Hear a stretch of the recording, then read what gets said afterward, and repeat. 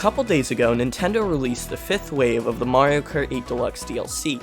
This was a massive update, bringing along 7 retro tracks, a brand new course, and some of the first new characters since the game's release. But along with all this new content, the stats for many kart parts were changed. In addition with the Wave 4 changes, this completely overturned the old best kart combination of Waluigi and Wiggler. In the time since then, I have seen a whole ton of different combinations that people have been calling the best. I have seen people saying everything from Mario to Birdo to Rosalina, with tons of different kart variations, and while I have seen some consistencies, there doesn't seem to be one clear answer. So that is why I decided to figure out the new best kart combination in Mario Kart 8 Deluxe. But how do you figure out which one of the thousands of possible kart combinations is the best? The answer is kart statistics. Every kart combination is made up of 4 things: the character, the kart, the glider, and the wheels. Every piece of your kart gives you different attributes, or in other words, stats. These stats affect different properties that your final kart combination has, such as its speed, weight, acceleration, traction, mini-turbo, and handling. For example, if your wheels give you 3 speed, your glider gives you 1, your kart gives you 5, and your character gives you 2, then you will have a total speed of 11. The stats can go from 1, which is the lowest, to 20, being the highest. The 2 main statistics that affect how good a kart combination is are speed and mini-turbo. Speed is important for obvious reasons, while mini-turbo is important because it improves the short speed boost you get after performing a drift. So now that we know which statistics are the most important, can't we just figure out which kart combination has the highest combined level of these 2 stats and call it a day?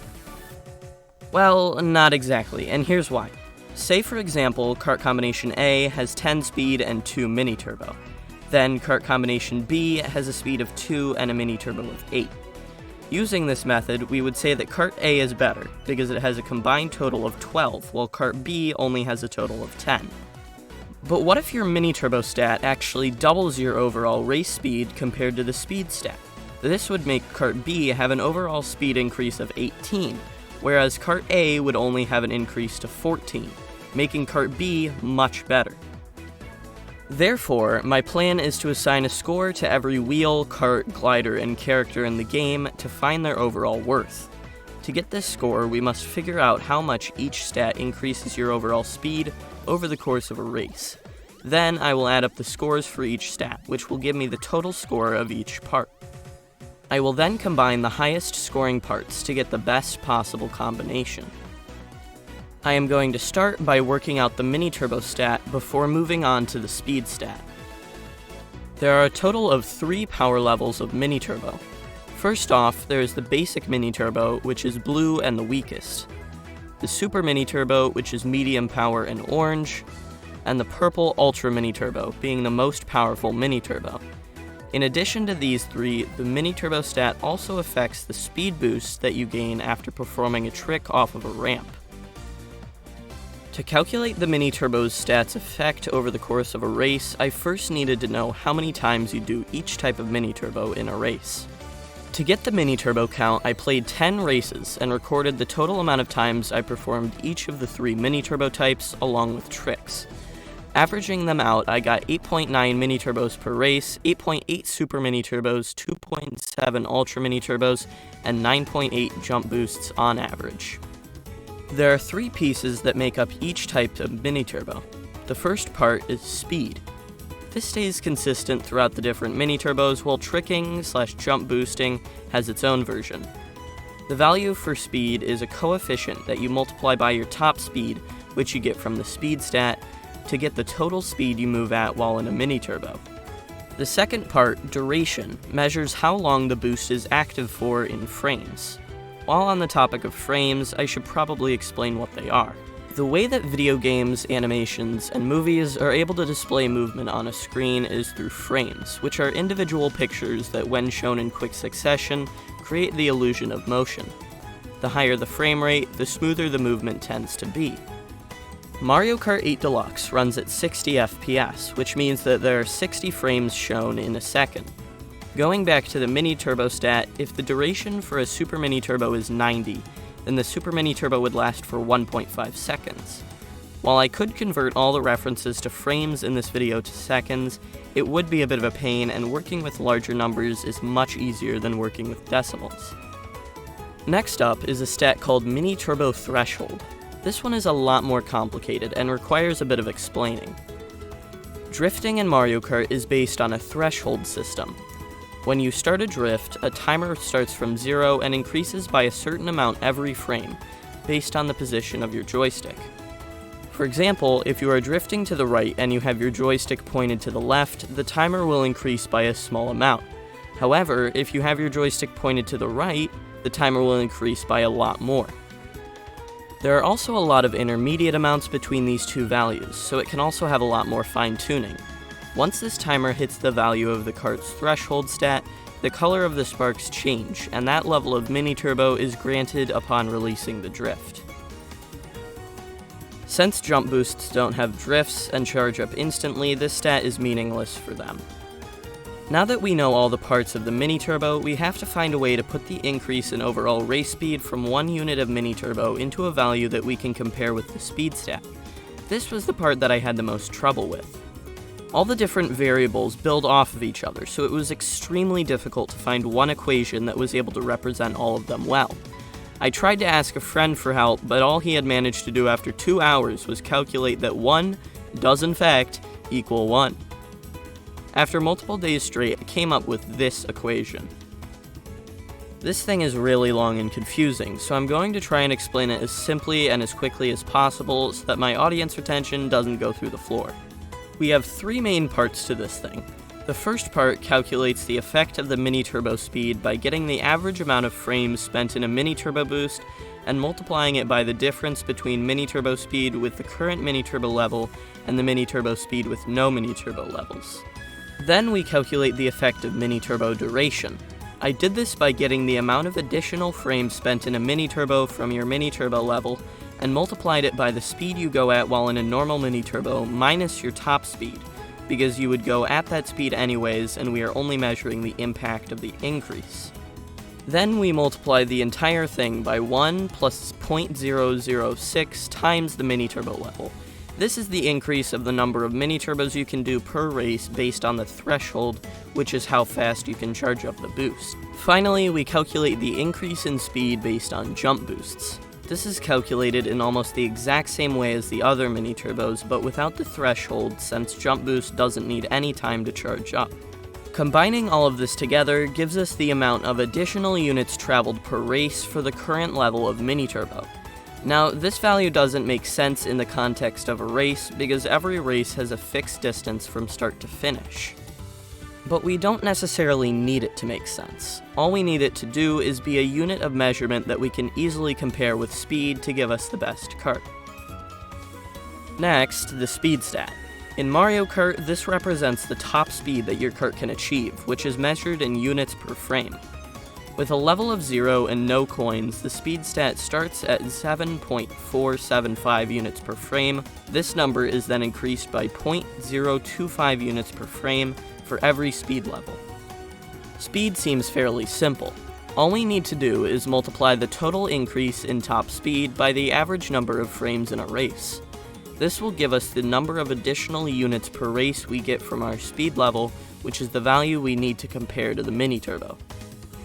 I went back to the races that I did while I was figuring out mini turbo and recorded the lengths of them in seconds. Then I converted them to frames by multiplying them by 60, because that is how many frames are in a second. Then I took the average of them to get an average of 8,640 frames per race. Then, by taking this and multiplying it by the increase in units per frame based on the speed level, we get an equation that represents the increase of units over the course of a race, the exact value that we need to compare with mini turbo. There's just one problem. This equation is assuming that we are moving at top speed throughout the entire race. This isn't true in the slightest, as you often get hit by items or slow down on certain parts, bringing down your overall speed level. This means that we need to figure out the percentage of time you are at top speed and then multiply that by the speed increase given by the speed stat. The best way to calculate this is to go through a race and time it, and then figure out how long that race is in units, calculate the expected speed based off of the speed stat, and then divide them, giving us a percentage that we can use. There's just another small issue. How long is a unit? I have used this measurement of distance throughout this video, but I never really explained what it is. Basically, units are what Mario Kart uses to keep track of speeds and distances internally. If we can figure out how long a unit is, we will be able to figure out the length of a course.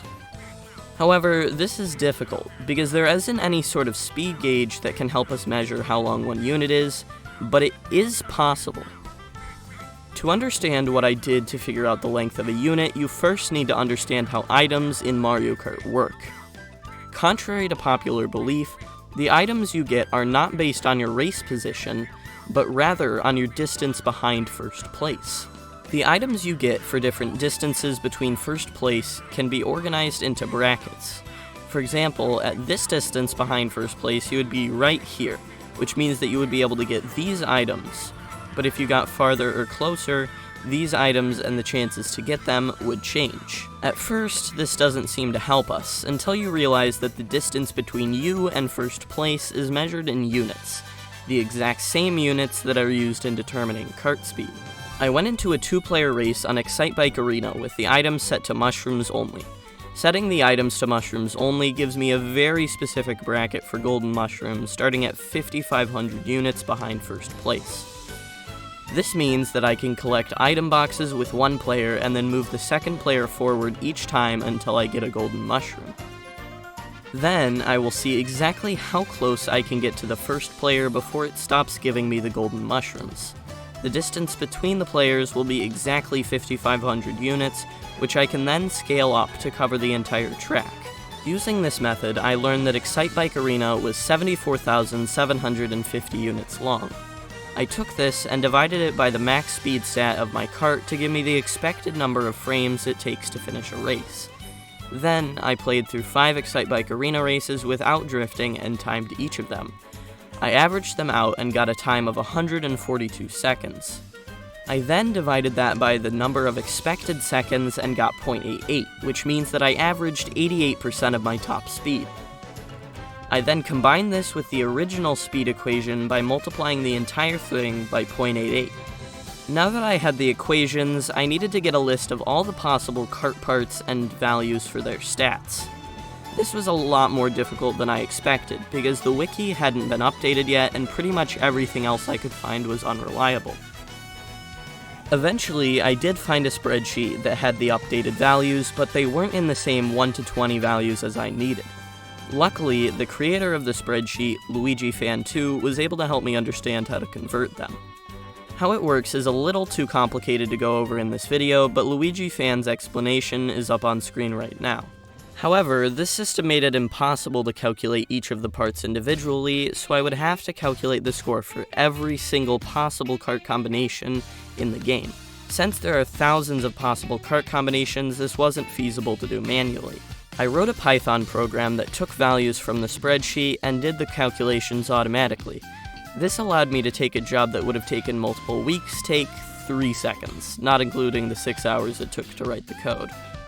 After triple checking the output, I can say that the best kart combination in Mario Kart 8 Deluxe is Yoshi, the Bitty Buggy, Roller Wheels, and the Cloud Glider.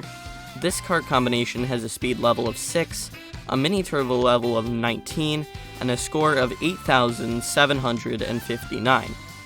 Since a lot of karts in the game have the exact same stats, this isn't the only best kart combination.